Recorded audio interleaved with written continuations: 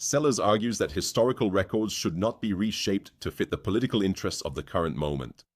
The debate also raises broader concerns about honoring cultural institutions and protecting historical memory, even when certain figures or events remain divisive. Let's take a closer look at how Bakari Sellers challenges Scott Jennings during this heated CNN Newsnight exchange. They changed the bylaws of the Kennedy Center to basically say that any money that they received while that name was up there was contingent on Donald Trump's name being on the Kennedy Center, which is a living memorial to the former president. And the court filing says the reason for this clause is that people and companies who have given or will be giving millions of dollars to the center were only willing to do so with the name Trump on the building. Many did it because they loved the concept of two great presidents, one Republican, one Democrat, working together as one, in many ways, a bipartisan relationship, exclamation point. Not sure if Donald Trump has started working at the Justice Department. But yeah, I mean, it's almost comical if it didn't actually happen. So I'm going to just be a lawyer for a second. The reason why this is a great moment in history, what's going on, that his name is coming down, is that the judiciary has no real power to make sure people do what they say. So right now, President Trump could say, no, nothing's coming down. And the judge has nothing. The judge doesn't have an army. The judge doesn't have any power to do anything. So this is our government actually working. That when the judiciary uses the power of a pen, nothing more than the power of a pen saying, no, you can't do this, and everyone is following the judge's order, that's a great American moment that the government is working. The three branches of government are working the way they're supposed to. I actually agree with him, but I also think that when you look at... It's okay, you're allowed to. You said it like, holy cow, I actually agree with you. You're allowed to agree with It's 10:06. I just got started. Okay. Yes. I didn't even get a complete sentence out. I love you. It was the tone. It was the tone. Yes, I agree with you. You're right 3 or 4% of the time. So you're not going to agree with this part. What I was going to say is I believe this is just indicative of what the Trump presidency will be. You have an individual who has what most people would agree to have a heavy dose of psychopathy that is rooted in some sense of self that is not necessarily rooted in anything. So he wants his name on buildings. He wants his picture on dollar bills. He wants those type of things. And when Donald Trump is gone, I do believe that many of the things that he deems to be accomplishments, those superficial things, without changing the lives for the better of the American people, will come down and will be erased. And so this is going to be the first, although this is something that individuals can see, not just with their mind's eye, but they can literally see with their eyes, that name coming down. I think that there's going to be a lot of scrubbing from the history books of Donald Trump's name, the things that Donald Trump has done, and the things that won't be expunged are things like impeachment. You know what? I think it's an important point that this for liberals is sort of like a celebratory moment. But I think it is emblematic of one of the big problems with this Trump second term.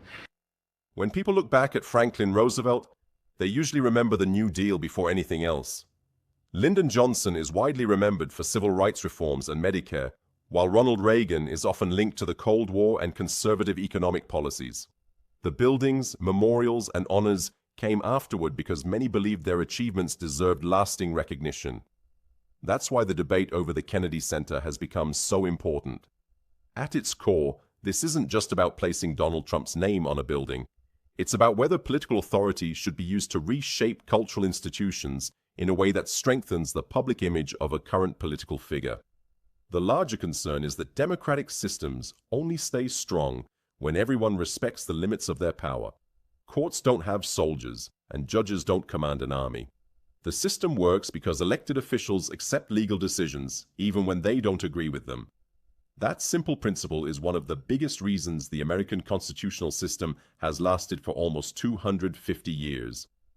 History also teaches another important lesson. Efforts to control how the past will be remembered almost never succeed forever. Public opinion shifts. Future generations see events differently, and no political leader gets to decide how history will judge them. That responsibility belongs to historians, the public, and the passage of time. That's exactly why this discussion matters. Every president wants to leave behind a positive reputation, and that's completely understandable. But the leaders who earn lasting respect are usually those whose records speak for themselves instead of depending on constant public promotion. Decades from now, historians will be focused on economic performance, foreign policy, major legislation, and whether democratic values were protected, not whose name appeared on a sign. In the end, that's the standard by which every presidency is judged, regardless of political party. He is expending a huge amount of energy, self-aggrandizing in the office. He was elected to lower prices, make people's lives better. Instead, he's calling into meetings, according to CNN's reporting, that according to a source, it was like an episode of Veep. He's calling into meetings at the Kennedy Center to talk to them about this issue, to attack the judge's wife, who was a former attorney for Joe Biden at one point. Then the board says, oh, maybe they'll make a resolution to honor Trump that would recognize his major contributions. What is all of this about? I mean, is the entire government supposed to be working to make this one man feel good about himself? Well, are we upset that the President of the United States took an interest in the Kennedy Center, took an interest in a building? A lot of people are upset about that, yes. But why? Why would they be upset about it? Now, I'll answer my own question, because they've never been able to stand the fact that Donald Trump won the White House the first time, and especially the second time. I have an alternative explanation. They don't want him to be able to exercise any power, Congress large or small. established the Kennedy Center as a memorial for John F. Kennedy, and that it is illegal for him to slap his name on it. That is why people are upset Look, about here's it. the deal. He took an interest in this. What about the law, Scott? Well, what about it? He took an interest in it. What about it? Let me tell you what I see. What I see. We're abiding by the law. You can't get the government on the phone after 3 o'clock on a Friday, yet we can build scaffolding to scrape a name off the side of a building. They built scaffolding to put honestly, a name on the side of the building. This is what the government can do. And what is it that Democrats do for fun on a Friday night? These haters stand out on the street screeching about a name. Wow, haters. Unbelievable. To your point about it is against the law, I want to give a shout out to Representative Joyce Beatty. I think that she actually tells the story that when she was on she's a member of the board, and there was a meeting and she wasn't there, and she called in virtually, and this was not on the agenda to change the name or add Donald Trump's name to the Kennedy Center, and she tried to speak up against it. When she found out about it, she said she was shocked. They muted her. They wouldn't allow her to talk. She then actually filed the lawsuit to stop this, and on May 29th, we now find out that this is when the judge said, you know what, you're right, take it down. And I just want to give her a shout out for one particular reason. When they tried to shut her down, she said it wasn't about me, it was about arts, and it's bigger than this, and it wasn't fair. And she was the only one that had enough cojones to say chutzpah. Testicular fortitude. Testicular fortitude. Thank you, friends. To say, you know what? It's not right, and someone should do something about it. She said Donald Trump was on the meeting when she was actually trying to object, and he was trying to intimidate her with looks, and she still went ahead. So shout out to her for saying something is wrong, let's do something about it, and it should do something for all of us Americans who feel like we're not happy with what's going on. Us New Yorkers are not surprised that Donald Trump is putting his name on everything. I mean, it's just like, it's laughable for us. I mean, his name is everywhere. I've gone to a Trump grill, and Abby, I've never seen this before. I ordered a hamburger, and on the bun, God bless him. Burger? And on the bun, they char it with his profile. So I'm eating President Not Trump. Even the name. But you know what? I'm with Scott too. Like, you gotta have a very little going on in your life on a Friday night, and you're standing in front of the thing whistling. I mean go watch Abby Phillip on CNN. Do something. What makes this debate so interesting is that it brings attention to a much larger issue about what the country's priorities should be.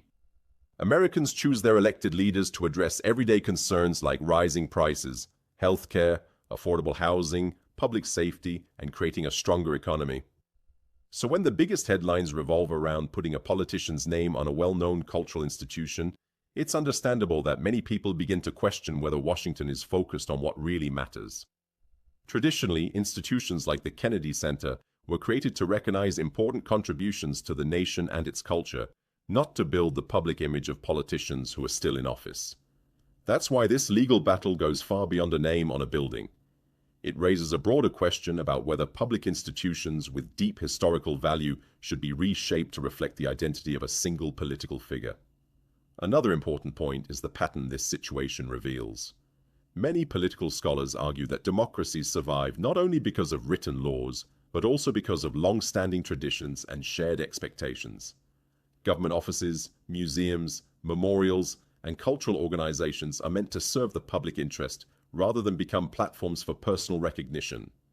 Once those boundaries begin to fade, controversy is almost certain, no matter which political party controls the government.